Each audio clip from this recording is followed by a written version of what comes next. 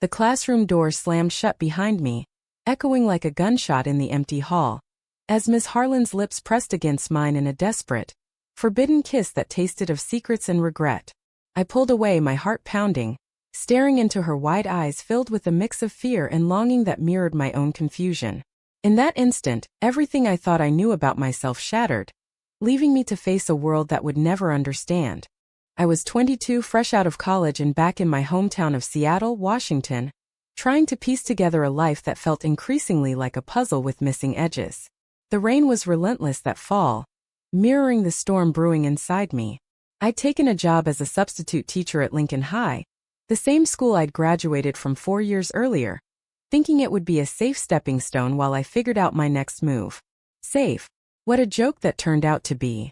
Miss Harlan, Elena Harlan, was the English teacher whose class I was covering that day. She was 35, with a reputation for being strict but inspiring, the kind of educator who could make Shakespeare feel alive. Her dark hair was always pulled back in a neat bun, her outfits professional yet subtly feminine, and her voice had this low, commanding timbre that demanded attention. I'd heard whispers about her from former classmates. She was single, dedicated to her work, and maybe a little too intense.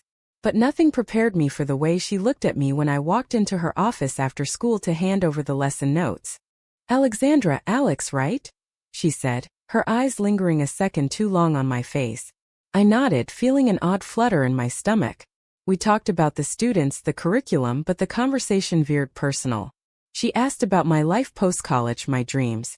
I found myself opening up, complaining about my conservative parents who expected me to settle down with a nice guy and start a family. Elena really listened, and for the first time in months I felt seen. That kiss came out of nowhere. Or maybe it didn't. Looking back, there were signs. The way her hand brushed mine when passing papers, the subtle compliments on my insights during our brief chats. But I was straight, or so I thought. Engaged to Mark, my high school sweetheart, who was away at grad school in California. Our relationship was comfortable, expected. My family loved him. He fit the picture-perfect narrative they'd scripted for me. After the kiss, I fled. Drove home in the pouring rain, my mind racing. How could she do that? How could I let it happen? I replayed it over and over, the softness of her lips, the warmth of her breath. It wasn't disgust I felt. It was curiosity, laced with terror. What if this meant something? What if I wasn't who I pretended to be? The next day I avoided the school. Called in sick. But Elena texted me, "We need to talk. Please." I ignored it. Mark called that evening, excited about his classes, oblivious to the earthquake in my world. I faked enthusiasm, but my voice cracked. My mother noticed at dinner. "What's wrong, honey? You look like you've seen a ghost." I mumbled something about work stress, but her eyes narrowed. Mom was a devout Catholic, active in the church community. Dad, a retired cop, valued tradition above all. Coming out, if that's what this was, would destroy them. Days blurred into a haze of denial. I threw myself into wedding planning, hoping the routine would drown out the doubts. But Elena's face haunted me. I started questioning everything. Stolen glances at women on the street, the unease I'd always felt in relationships with men. Was this why my engagement felt like a cage? Then the confrontation. Elena showed up at my apartment unannounced, her coat dripping from the rain. "Alex, I'm sorry," she blurted as I let her in, more out of shock than invitation. "I shouldn't have. But I couldn't help it. You're different. You see me." Her words hung heavy. She confessed she'd been struggling with her identity for years. Married once to a man to please her family. Divorced now and alone.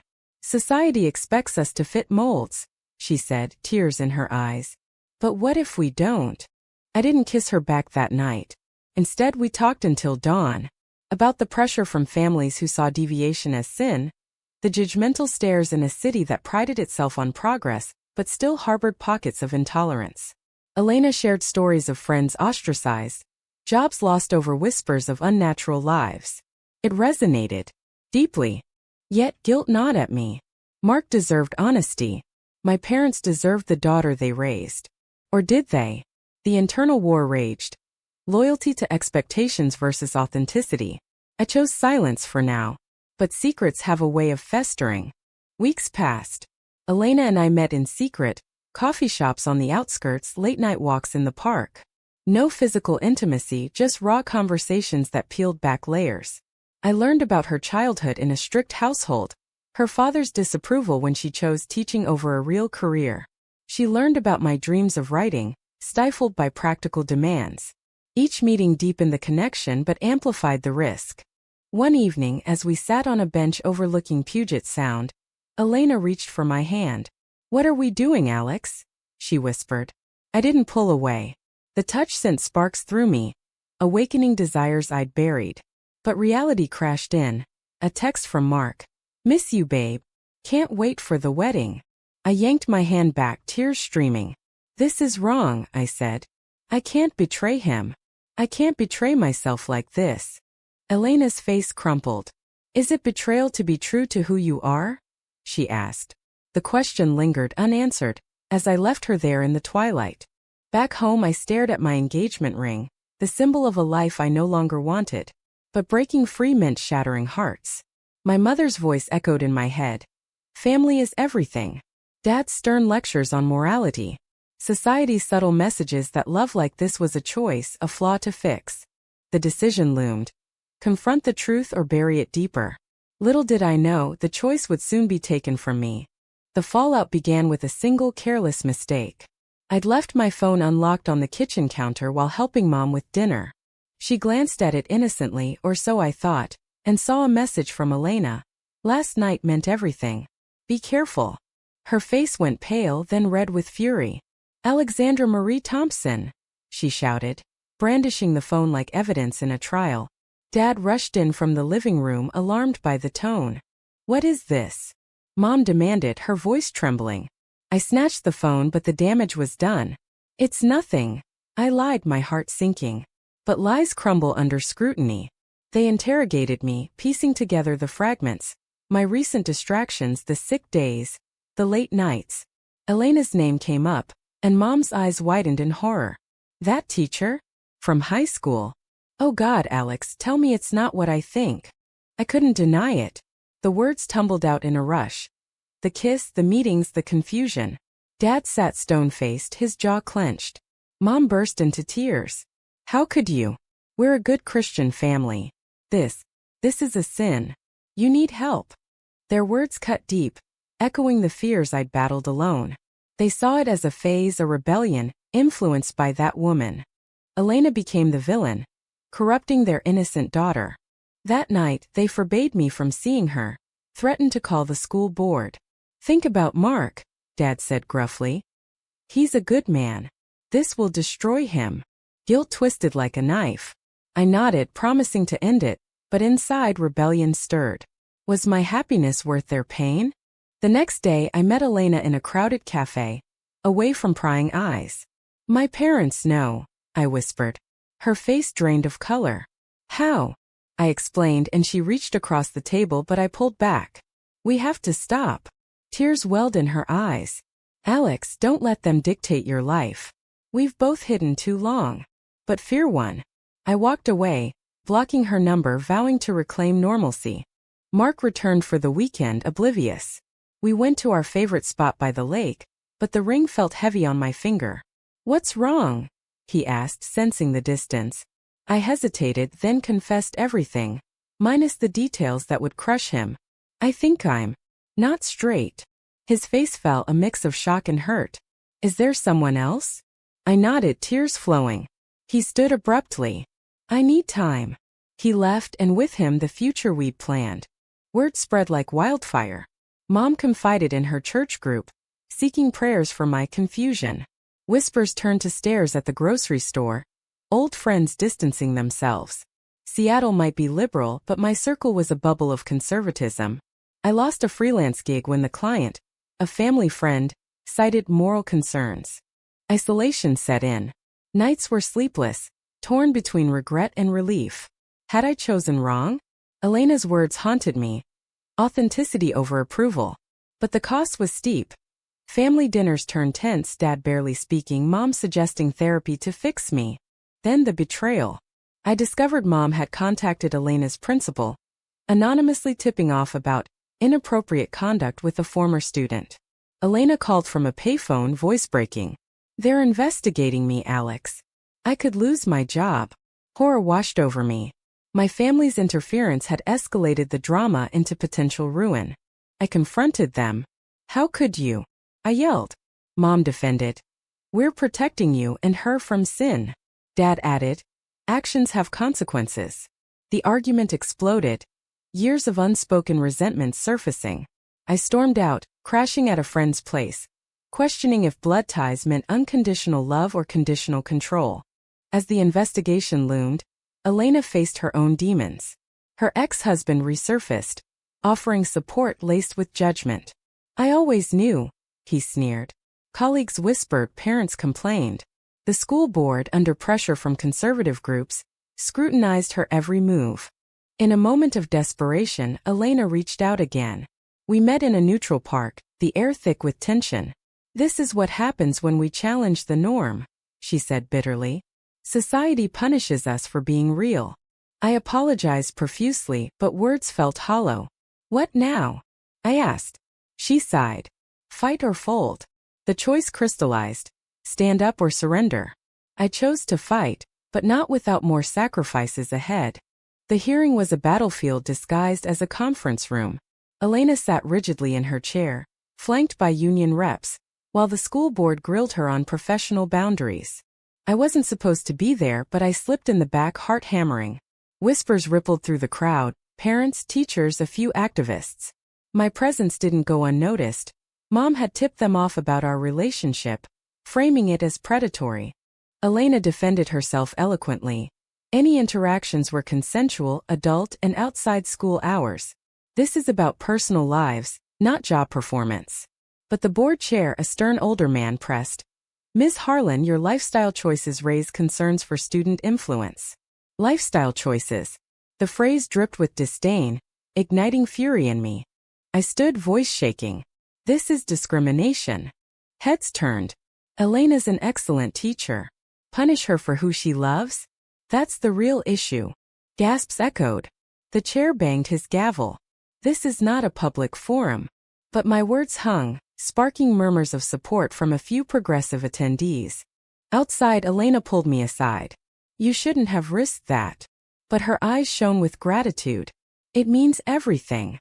In that moment, amid the chaos, I realized my feelings ran deeper than confusion. They were love, messy and real. The verdict came swiftly. Suspension pending further review. Elena's career hung by a thread. She moved in with a friend, avoiding her apartment swarmed by reporters from local news hungry for scandal. Teacher and lesbian affair with former student. The headlines screamed, twisting facts into sensationalism. My family imploded. Dad issued an ultimatum. Cut ties with her or don't come home. Mom pleaded through tears. Think of your soul, Alex. I chose Elena, packing a bag and leaving behind the house that no longer felt like home. The door closed with finality, echoing the slammed classroom door that started it all. Living in a cramped motel, we navigated the wreckage. Elena job hunted, facing rejections laced with bias. We need someone who aligns with our values, one principal said outright. I picked up waitressing shifts, the tips barely covering rent. Our nights were filled with tense discussions. Was it worth it? I'd ask. Elena would hold me, platonically, boundaries firm amid scrutiny, and whisper, you are. But doubt crept in. Friends divided. Some rallied, organizing a small protest against the school's decision. Others ghosted, fearing association. Mark texted once. I forgive you, but we're done. His pain was a fresh wound. Then the counterattack. A local LGBTQ+ group caught wind, offering legal aid. This is bigger than you, their lawyer said. It's about rights. We filed a discrimination suit, thrusting us into the spotlight. Interviews, rallies, suddenly our private turmoil was public fodder. At a community meeting, I faced my parents. Mom approached, eyes red. We love you, but this path. It's wrong. Dad stood silent, arms crossed. Wrong according to who? I challenged. God?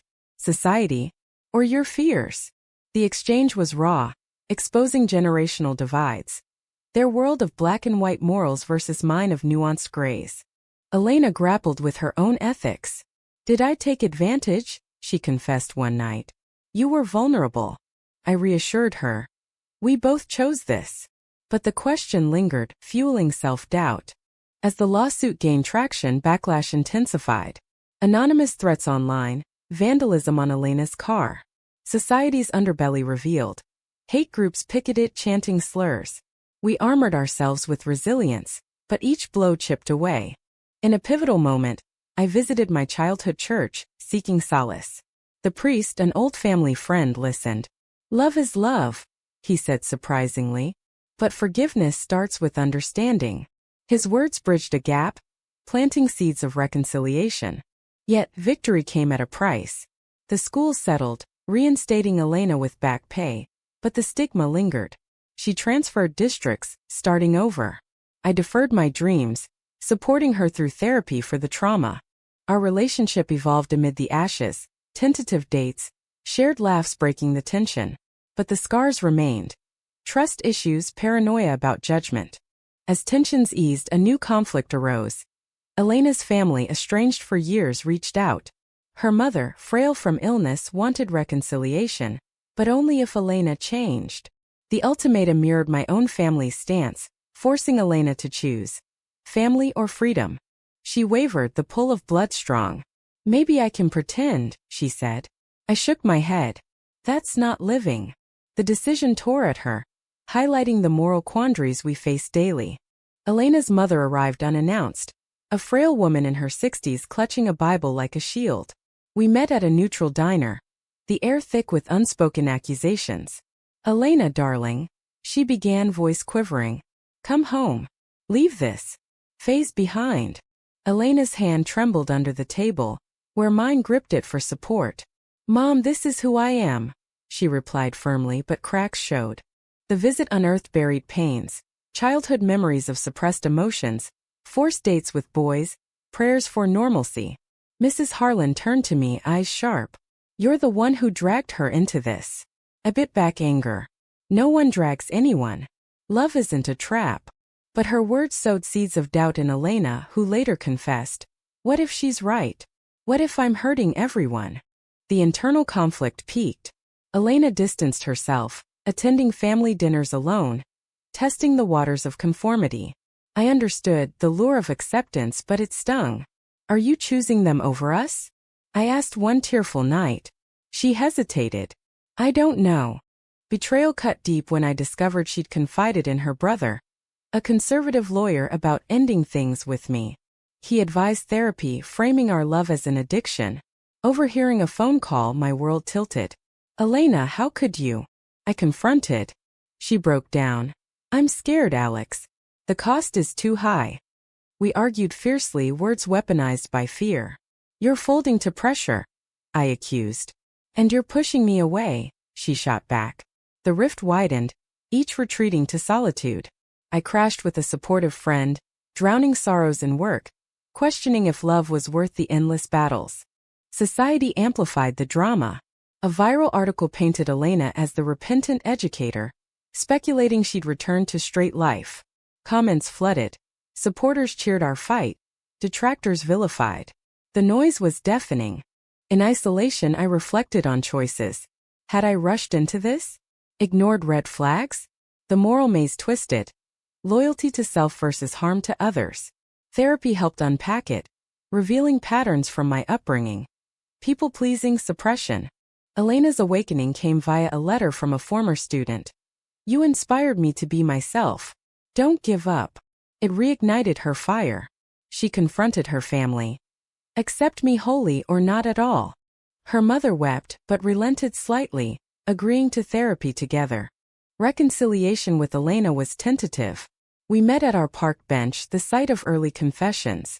I almost lost myself, she admitted. And us. We embraced, vowing to navigate together, but trust was fragile. As we rebuilt, external pressures mounted. My father suffered a minor heart attack, blaming stress from the scandal. Mom called. See what you've done? Guilt surged, but I visited the hospital, standing firm. Dad, I love you, but I won't hide. He grumbled, but a flicker of softening appeared. The community shifted too. A local pride event featured our story as a cautionary yet hopeful tale. We spoke, sharing the raw truth. The pain of rejection, the triumph of authenticity. Applause mixed with boos, mirroring society's divide. Yet new betrayals loomed.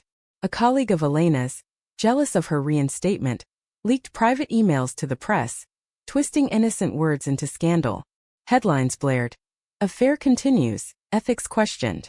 The school board reopened the case, forcing Elena to defend again. Exhausted, she considered quitting teaching. Maybe it's not worth it, I encouraged. Your passion changes lives. But the toll was evident: sleepless nights, anxiety attacks. In a dramatic turn, I testified at the second hearing, detailing our consensual relationship, emphasizing discrimination. Punish love? That's the real ethic breach. The board, swayed by public opinion shifting toward inclusion, cleared her fully. Victory tasted bittersweet. Elena's family made strides. Her mother attended a PFLG meeting, awkward but earnest. Mine thawed slowly. Mom invited me for coffee, no ultimatums. Our bond strengthened through fire, but questions persisted. Had we damaged irreparably? The moral debates raged internally. Was coming out selfish or brave? As calm settled, a final twist. Mark reappeared, engaged to someone else, wishing closure. I get it now, he said. Be happy. His forgiveness lifted a weight, but underscored the collateral damage. With the dust settling, Elena and I carved a fragile normalcy. We moved to a quiet suburb outside Seattle, away from prying eyes. She taught at a progressive school, thriving again.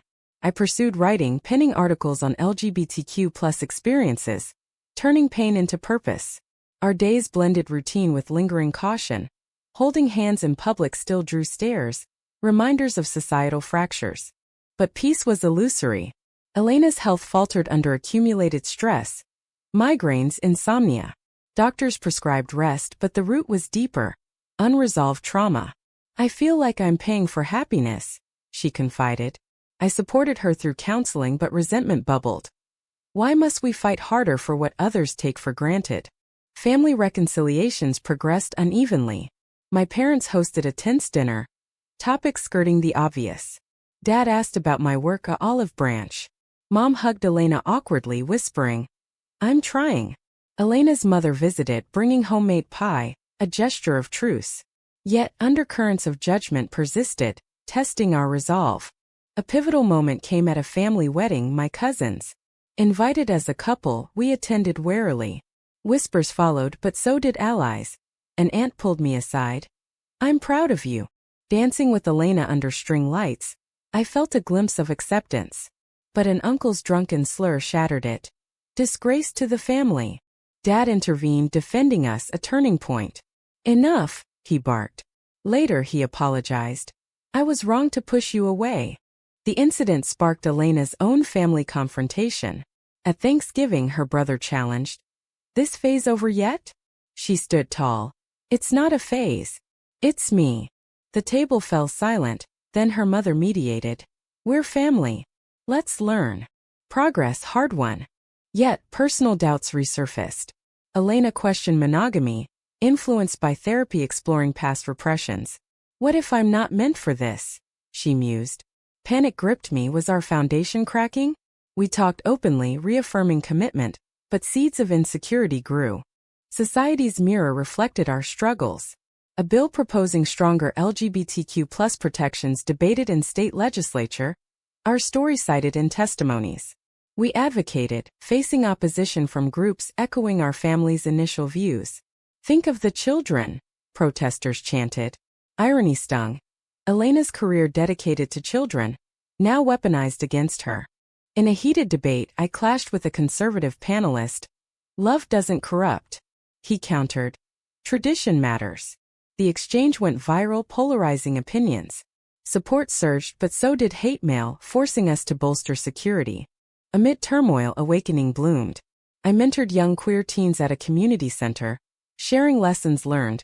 The cost of authenticity, the power of resilience. One girl facing similar family rejection inspired me. You're proof it gets better. But does it? The question haunted. Elena's breakthrough came via a retreat for educators. Returning renewed, she proposed. Let's get married. Shock mingled with joy. Are you sure? she nodded. To hell with the world. This is us. Planning was bittersweet. Families involved cautiously. Mom helped with flowers, Elena's mother baked the cake. Invites sparked debates. Who to include? Old friends who'd ghosted? We chose forgiveness, inviting all. The wedding day dawned clear. A rarity in Seattle. Vows exchanged in a garden, simple and profound. Through betrayals and battles, I choose you. Tears flowed, ours families. Dad walked me down the aisle, a silent nod to acceptance. Elena's brother stood as witness, reformed. Honeymoon in Hawaii brought respite, but reality intruded. News of a similar case. A teacher fired for orientation. The fight continues, Elena said. We pledged activism, turning personal pain into advocacy. Back home, challenges persisted. Parenthood discussions arose, adoption, surrogacy, families balked. Unnatural. We pushed forward, applying, facing biases in the system. A final trial. Elena's ex-husband sued for emotional distress, claiming our publicity harmed his reputation. The case dragged, unearthing old wounds. In court, he spewed vitriol. She ruined our marriage. Elena testified calmly. I hid to please you. Now I'm free. The judge dismissed, but the ordeal exhausted us. Through it all, we paid dearly. Lost relationships, careers derailed, mental health strained. Yet, growth emerged, deeper empathy, stronger bonds. As we settled into married life, reflections deepened. Had our choices been right? The damages weighed heavy, but so did the triumphs.